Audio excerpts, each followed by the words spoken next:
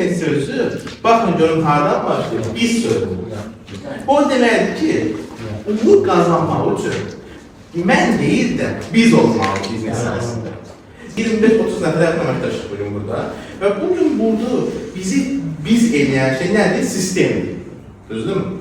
Və bugün business sözünün elə buradakı esri bizə sistemi göstərir.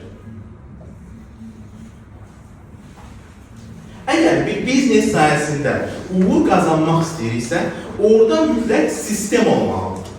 Sistem. Növbəti bizim biznesimizdə inkişafın olması üçün mütləq bizə enerji lazımdır. Enerji nədir? Sənin biznesə xərclədiyin, elədiyin hərəkətlərdən gedir.